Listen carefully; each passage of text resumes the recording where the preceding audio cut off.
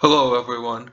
For this tutorial video, I'd like to go over Introductory to Physics and what vectors are.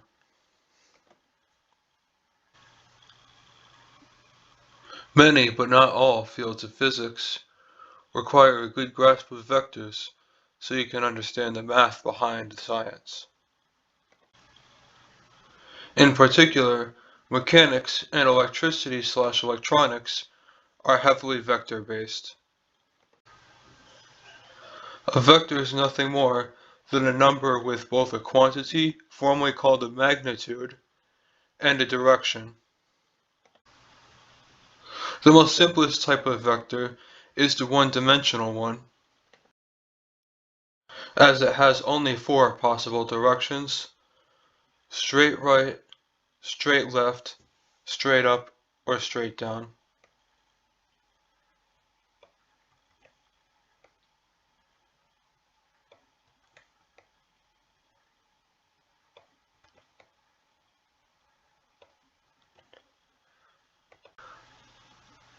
The straight left and straight right can be thought of as the same thing as the traditional number line,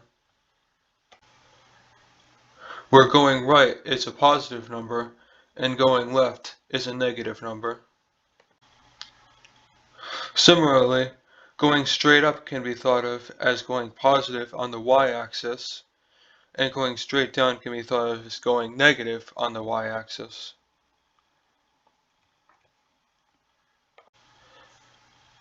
Two-dimensional vectors, however, are a little more tricky and are much more commonly used than the simple one-dimensional ones, as a two-dimensional vector can have any angle at all, and not just in 90-degree increments.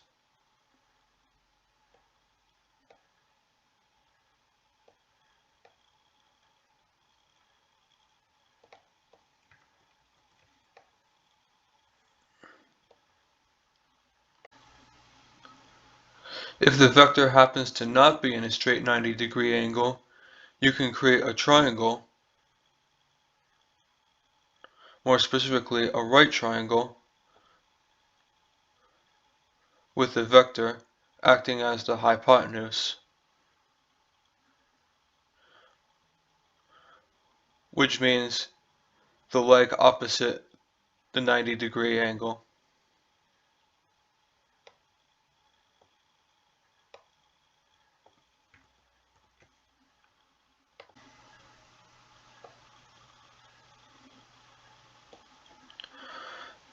The two other legs of the triangle serve as the x component of the vector and the y component of the vector, which in everyday terms means how much left versus right the vector moves and how much up versus down the vector moves.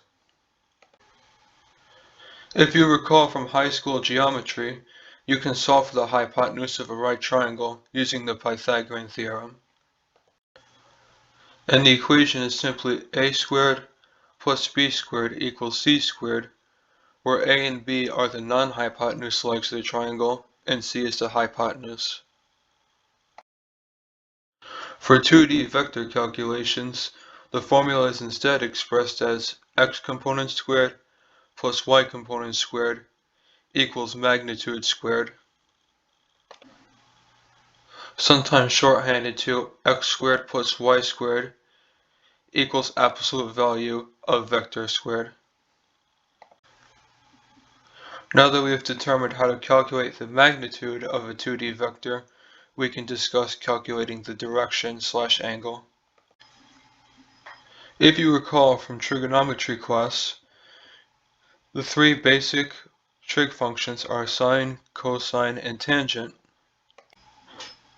and can be memorized using SOHCAHTOA, which helps you remember what the functions do on a triangle. The first part, SO, refers to sine equals opposite over hypotenuse.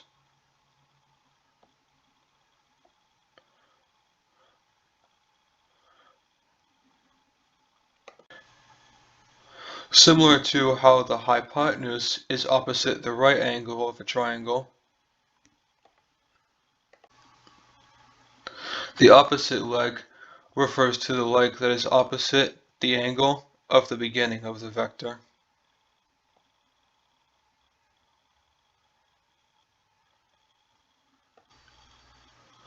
The next part of the mnemonic, ka,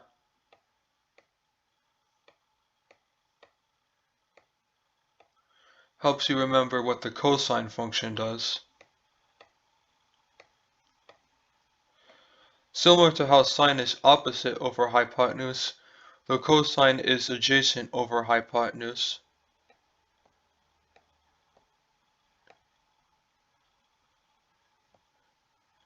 And adjacent refers to the final leg of the triangle, i.e., the leg that is adjacent to the beginning of the vector. The final part, toa, is the definition of the tangent.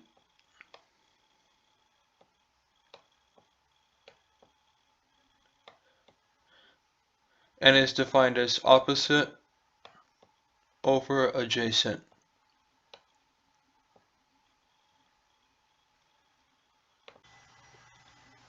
This last definition is often used to find the angle of a vector,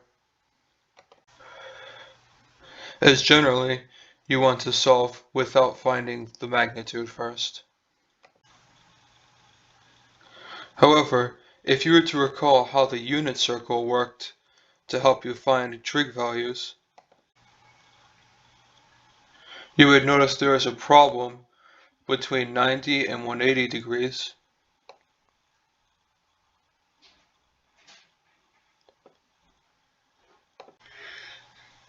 and between 270 and 360 degrees.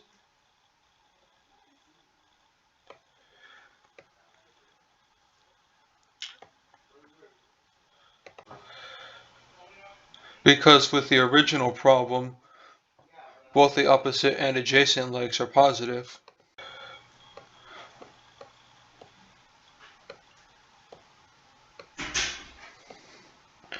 But in the second scenario, the adjacent leg is negative while the opposite is positive. And in the fourth scenario, the other problem happens. The opposite leg is negative while the adjacent leg is positive. This means that if you were to punch in inverse tangent or tan -1 on a calculator and entered in the ratios, you would not be able to find the degree between 180 and 270 because it would only return the inverse tangent between 0 and 90. And by a similar logic, you would only receive the inverse tangent between 90 and 180 if you tried something between 270 and 360. This means that for those two values, you would have to manually add 180 to your answer. And you cannot rely on one simple calculation to give you all possible answers, like you can with finding the magnitude. The final type is 3D vectors, which can be thought of as a summation of 2D right triangles. In particular, the y component of a 3D triangle would be the z-axis rather than the x-axis.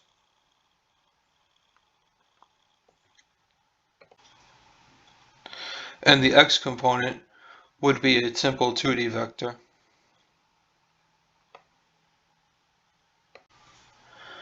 I refer to the 3D vector as a summation of 2D triangles because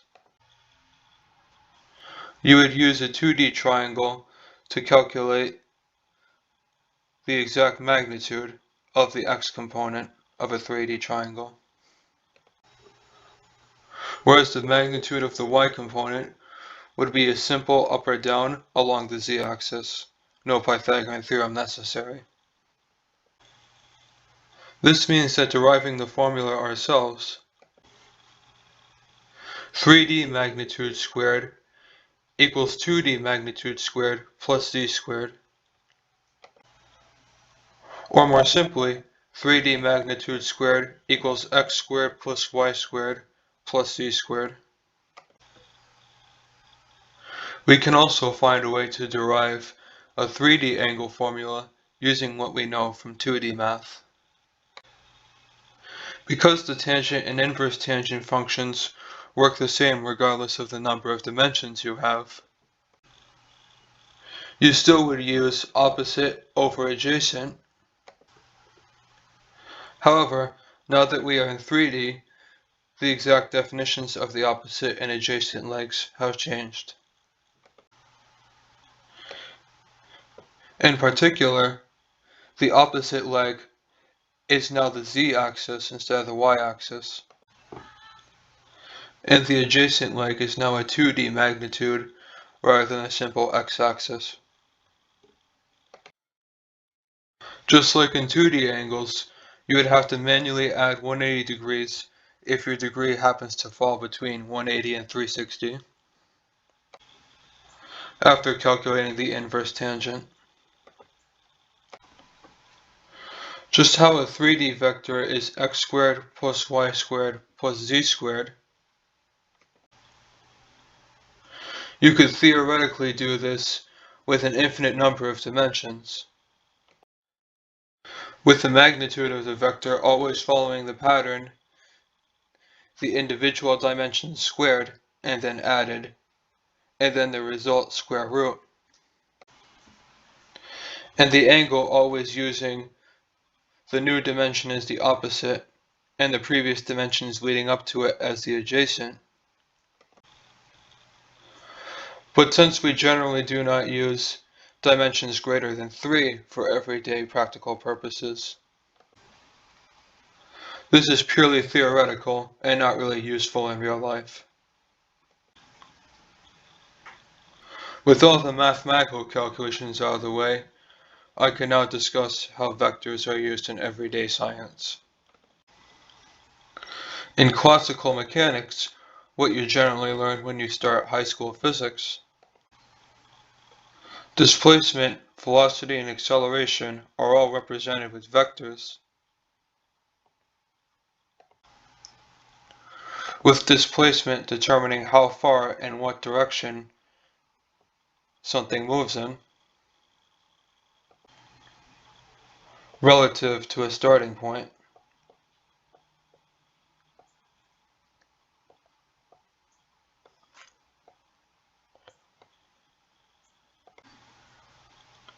Velocity referring to the rate of change, with both the magnitude determining how fast this rate is and the direction determining in what direction is the rate of change occurring.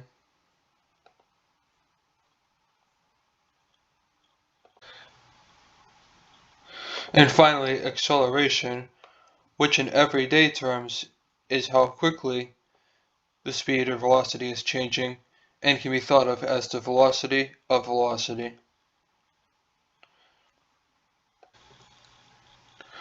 Note that displacement also has a directionless quantity called distance. And similarly, speed can be thought of as velocity, just without the direction. However, acceleration always is a vector. You cannot have it without a direction. As mentioned earlier, electricity/electronics is also heavily vector-based.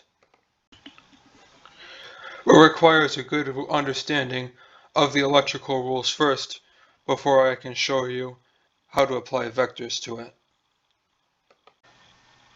Similarly, fluid dynamics, a subfield of mechanics, which is used to represent liquid and gas movement,